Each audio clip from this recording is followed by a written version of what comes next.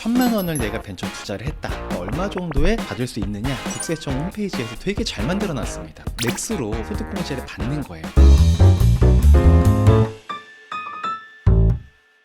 자, 여러분 안녕하십니까? 반갑습니다. 행세너 오영일입니다. 저희가 벤처 투자를 활용하실 수 있도록 기반을 닦아서 소개해드리고 실제 투자를 진행한 지가 한 2, 3개월 된 것 같아요. 이렇게 진행을 하다 보니까 가장 많이 하는 질문 중에 하나가 뭐냐면, 내가 지금 벤처 투자를 이만큼을 하면 내가 혜택 받을 수 있는 절세 금액은 얼마입니까? 라고 저희한테 여쭤봐 주시는 거예요. 그도 그럴 것이 그 금액을 미리 인지를 하셔야 이 투자에 대한 의사결정을 하실 수가 있지 않겠습니까? 거기에 도움이 될 테니까. 그래서 많이들 여쭤보시는데, 다행히도 이거는 홈택스에서 국세청 홈페이지에서 되게 잘 만들어 놨습니다. 그래서 어떻게 활용할 수 있는 건지, 우리의 절세 금액을 미리 보는 방법 어떻게 하면 되는지 간단하게 소개해 드려 보도록 하겠습니다. 그리고 이제 벤처 투자를 다들 아실 거예요. 아마 제 채널에 오실 분들이 이거 모르실 분들은 없으실 것 같아요. 근데 이게 어떤 건지 간단하게, 정말 간단하게 드리고 바로 진행하도록 하겠습니다. 벤처 기업에 투자를 하시게 되면 소득 공제가 됩니다. 그리고 소득 공제가 되면 과세 표준이라는 게 줄어들게 되죠. 그리고 과표가 줄면 세금이 줄어든다. 세금이 준다는 얘기는 내 호주머니에 돈이 더 남는다. 나갈 게 안 나가니까, 이런 개념이라고 보시면 되고요. 그럼 벤처기업이라는 게 뭘 얘기하는 거냐? 그거는 이렇게 보시면 벤처기업 확인서를 갖고 있는 회사들이 있습니다. 그 회사에 투자하는 게 벤처기업 투자다라고 보시면 되고, 그 투자는 그 회사의 주식으로 투자를 하셔도 되고 그 회사의 전환사채로 투자를 하셔도 동일한 효과를 볼 수 있다라는 내용입니다. 조금만 디테일하게 들어가면 우리의 세금이 결정되는 과정은 이렇게 되는데요.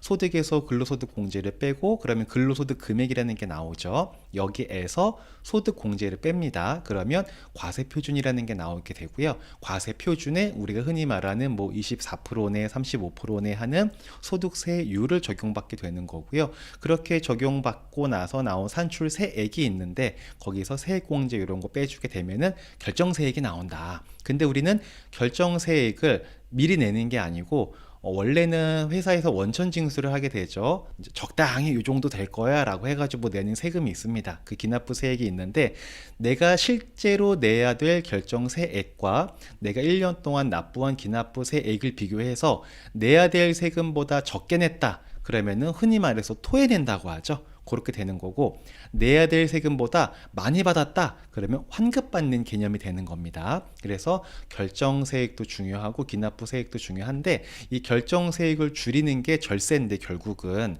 결정세액을 줄이는 거는 과표를 줄여야 하는 것이고, 과표를 줄이는 거는 소득공제를 늘리는 것이다 라고 이해를 하시면 되겠습니다. 자, 요거는 실제로 저희가 상담했던 사례를 가지고 와서, 동의를 구하고 가지고 와서 블라인드해서 이제 샘플로 안내 말씀 드리는 건데요. 이게 보시면 이분 같은 경우는 총소득이 8천만 원 정도가 되셨습니다. 그리고 세금은 628만 원, 그러니까 한 630만 원 정도가 되신 거죠. 근데 이분은 보니까 기납부세액이 되게 적으셨어요. 한 80만 원 정도만 기납부세액이 돼 있던 거죠. 그러니까 추가로 납부해야 될 세금이 만만치 않았던 거죠. 한 500돈 되는 거죠. 그러니까 이분 같은 경우는 부담이 되는 거죠. 나 만약에 특별한 변화를 주지 않고 내년에 또 연말정산하게 되면 이만큼 세금 또 낼 것 같다. 나 이거 싫다. 그래서 알아보다 보니까 벤처 투자가 있던데, 그럼 나는 벤처 투자하게 되면 얼마 정도의 세금을 절세 받을 수 있느냐, 이걸 이제 물어보러 오신 거였어요. 그래서 저희가 확인을 해보니까 이분께서 왜 이렇게 세금을 많이 내셨나, 공제받은 게 어떤 것들이 있었나 쭉 확인을 해보니까 그닥 공제가 되는 게 많이 없으셨습니다. 요건 아마 여러분들도 이거 출력하셔서 보시면 다 이런 내용 보실 수 있으니까 한번 검토해 보시면 되고요. 여기서 주요한 건 뭐냐면 이쪽 부분입니다. 이쪽 부분에 그 밖의 소득공제라는 걸 확대한 화면이에요. 여기 보시면 투자조합 출자 등이라는 항목이 있어요. 이분 같은 경우에 이 투자조합 출자 등 항목에 만약에 1000만 원 들어갔을 때, 3000 투자 들어갔을 때 어떻게 되는지 시뮬레이션 한 거를 다 계산을 해보니까, 네이버에다가 이렇게 검색을 하시면 여기 아래 내려보시면 여기 있거든요. 세금 모의 계산 홈택스에 여기 들어가시고요. 여기에서 연말정산 자동 계산이라는 게 있습니다. 그러면 최신 거 22년도 거로 누르시고, 이런 화면이 나올 거예요. 그럼 여기다가 다 입력만 하시면 됩니다.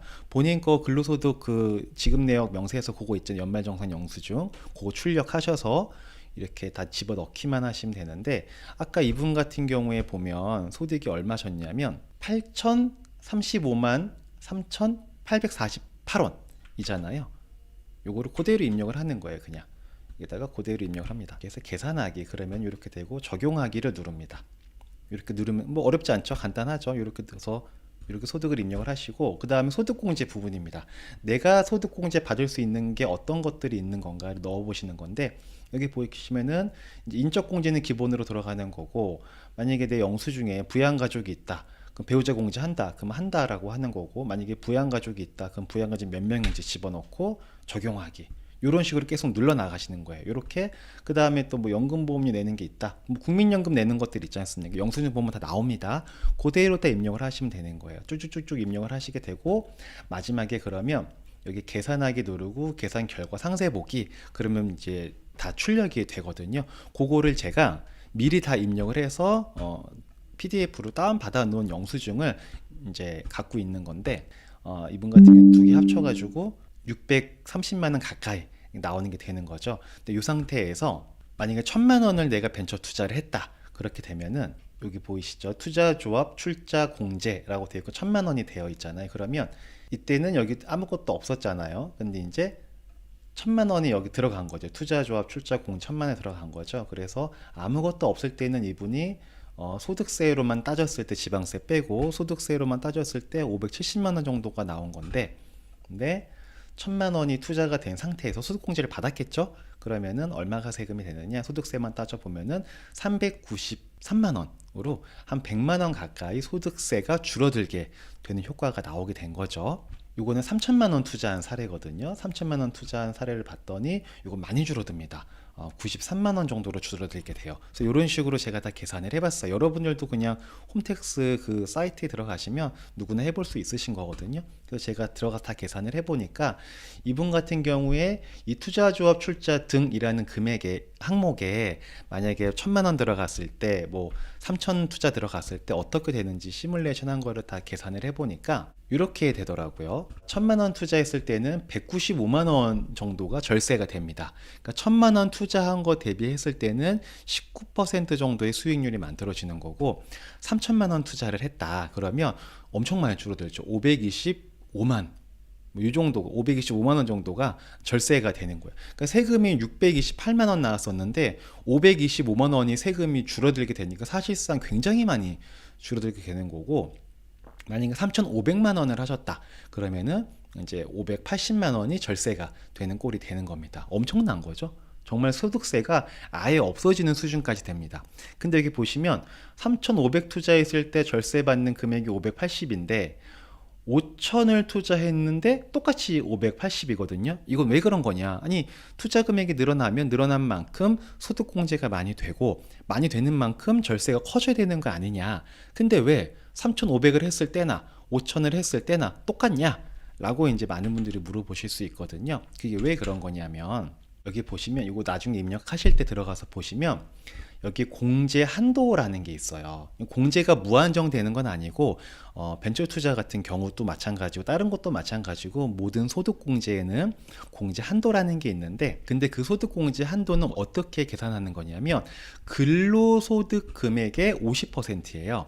많은 분들이 뭐 벤처 투자는 총소득의 50%까지 소득공제가 가능하다라고 알고 계신데, 그렇지 않고요. 총소득이 아니고 총소득에서 근로소득 공제를 뺀 이 근로소득 금액 있죠. 여기 보시면 이분 같은 경우에는 6,600 얼마라고 되어 있어요. 그러면 이 근로소득 금액의 50%가 그 벤처 투자로 받을 수 있는 공제 한도다라고 보시면 됩니다. 그럼 공제 한도에 다 미리 나와 있습니다. 이분 같은 경우 보시면 투자조합 출자 등에 대해서 소득공제 한도가 3,300 정도로 되어 있죠. 그러니까 이분은 총급여는 8,000대고 근로소득 금액은 6,600이거든요. 그러니까 근로소득 금액의 50%인 3,300 정도가 공제 한도입니다 라고 되어 있는 거예요. 근데 여기 옆에는 한도 미달액이라고 되어 있잖아요. 이거는 뭐냐면, 나는 3,300까지는 소득공제를 받을 수 있는 한도가 있는 사람인데 하나도 사용하지 않았다라는 얘기가 되는 겁니다. 이해되시죠? 자, 그래서 이분의 사례를 다시 정리를 해보자면은 3,500을 투자했을 때 거의 맥스로 이분은 소득공제를 받는 거예요. 그래서 5천만 원을 하더라도 그 이상 소득공제를 받을 수 있는 그 이상의 절세 혜택은 없다. 이렇게 이해를 하시면 되겠습니다. 그래서 이제 저희 고객분들께서도 투자하실 때 그러면 나는 3,500까지만 투자하면 되겠네요 라고 말씀을 하시는 거죠. 그렇죠? 그렇게 하시면 됩니다. 굳이 소득공제를 통해서 절세가 목적인 분께서 이 계산을 해보시고 그 이상을 투자할 이유는 없으신 거죠. 근데 만약에 이제 이 벤처 투자를 할 때 저희 같은 경우엔 이자를 드리는 게 있잖아요. 투자하시고 나서부터 다음 달부터 바로 이자가 들어가는 게 있는데, 그런 경우에는 이렇게 하시는 경우도 있어요. 5천만 원을 먼저 투자를 합니다. 5천원 투자를 할 때 5천을 하나의 계약으로 투자하는 게 아니고 3,500, 1,500 따로따로 두 개의 계약으로 이렇게 투자를 하는 거예요. 계약서를 달리 쓰는 거죠. 그러면 3,500은 먼저 23년에 공제 신청을 하는 거예요. 그리고 1,500은 그 다음 연도에 공제 신청을 하면 됩니다. 이게 내가 투자하고 나서 꼭 그 해당 연도에만 소득공제를 받을 수 있는 게 아니고, 투자하고 나서 3년 이내에 원하는 시기에 공제 신청을 하는 거거든요. 투자했다고 무조건 다 공제가 되는 건 아니에요. 그렇기 때문에 5천을 투자하시는 분들은 먼저 이렇게 투자하신 다음에 3,500만 원은 이번 연도에 뭐 투자한 걸로 해서 공제 신청을 하시고, 나머지 1,500은 이자만 받고 있으시다가 내년에 공제 신청을 하시게 되는 겁니다. 그렇게 활용하시는 방법도 있고, 아니면 나는 소득공제 많이, 절세 많이 목적이다 하신 분들은 아까 말씀드렸던 그런 방법들을 통해서 계산을 하신 다음에 딱 그 적정한 금액까지만 투자를 활용하시는 것도 좋겠다라는 말씀을 드립니다. 요거를 제가 오늘 왜 방송에서 말씀드리냐면, 이 계산하는 방법이 이게 정말 간단한 건데 모르면 또 모르시는 거거든요. 그래서 저희가 계산을 다 해드리다가 이거 사실 저희도 일이 많거든요. 이거 일일이 다 저희가 계산하자니 너무 많아가지고 직접 한번 해보실 수 있다, 셀프로 해보시면 된다 라는 말씀을 조심스럽게 한번 드려봅니다. 그래서 오늘 정리를 한번 해보자면은 내가 벤처 투자를 했을 때 얼마 투자하면 얼마를 그 절세 받을 수 있나, 이거는 홈택스에서 미리미리 다 이렇게 확인해 보실 수가 있으니까 그렇게 한번 해보시면 될 것 같고요. 그리고 이거 작년 거를 기반으로 해서 가정을 해보는 거기 때문에 작년 거랑 올해 거랑은 또 다를 수 있지 않겠습니까? 그래서 작년 거를 기반으로 계산한 게 내년에 나올 세금을 확정하는 그런 건 아니잖아요. 그러니까 그거는 참고 자료로 활용하시면 되고, 작년에 이런 상황이었는데 특별한 변수가 없다면 내년도 비슷할 것 같은데 라고 예상되시는 분들께서 이 방법을 활용해 보시면 될 것 같습니다. 자, 그리고 저희가 이런 벤처 투자 소득공제를 만들어서 고객분들께 안내를 드릴 때 되게 감사한 분들이 있었거든요. 여기 보시는 분이 저희 세무사님이십니다. 벤처 투자 관련된 소득공제는 정말 세금과 관련된 밀접한 거기 때문에 저희가 이 세무사님께 자문을 엄청 많이 구했고요. 우리 법무사님이십니다. 저희 일 도와주시는, 함께 협업을 하고 있는 법무사님의 조력을 많이 받게 됐고요. 그리고 벤처 투자 시스템을 알려주시고 활용할 수 있게 또 가이드를 잘 주신 분입니다. 저희 또 이세현 대표님, 벤처 투자 관련된 경영 컨설팅 이런 것들을 20년 가까이 해오신 정말 실무의 달인이십니다. 우리나라에 몇 안 되는 분이신데 저희와 협업을 하시다 보니까 또 많은 도움을 주고 계시고, 또 저희가 또 이 벤처 투자를 할 수 있게 된 근간에는 GPL 채권 투자를 하기 때문에 가능한 거잖아요. GPL 채권이 또 부동산 담보대출 투자 관련된 거라고 보시면 되는데, 또 대출 전문가시죠. 저랑 같이 또 대출은 쉽다라는 유튜브 채널을 운영하고 있는 정혜섭 팀장님이십니다. 그리고 이 모든 프로세스의 법리적인 부분에 문제가 있는지 없는지 법적인 자문을 주고 계신 유춘호 변호사님, 정말 많은 분들께서 저희와 함께 해주시고 조언을 해주시다 보니까 이런 벤처 투자라는 달콤한 열매가 만들어져서 여러분께 선사할 수 있고, 또 그로 인해서 저희도 이쁨 받을 수 있게 되지 않았나 라는 생각을 하게 됩니다. 그래서 오늘은 영상 정리하자면 벤처 투자 관련된 소득공제 절세 금액을 미리 확인해 볼 수 있는 방법을 말씀드렸고요. 그렇게 한번 해보시고, 하시다가 정 어렵다, 나도 정말 이 미리보기 해보고 싶은데 너무 어렵다 하신 분들은 저희한테 연락 주시면 그 부분은 살포시 저희가 도움을 드릴 수 있도록 노력을 하도록 하겠습니다. 자, 오늘 영상 이 정도로 정리하도록 하겠습니다. 들어가겠습니다. 안녕.